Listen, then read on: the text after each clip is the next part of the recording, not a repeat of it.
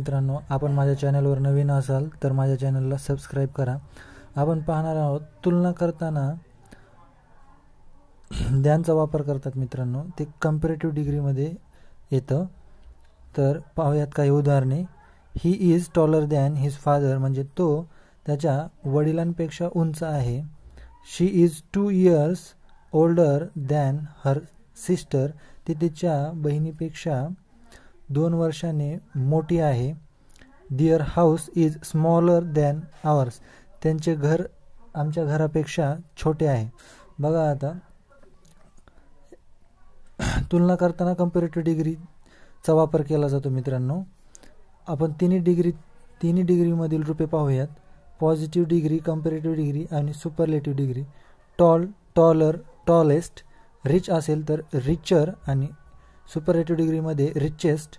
fast असेल positive,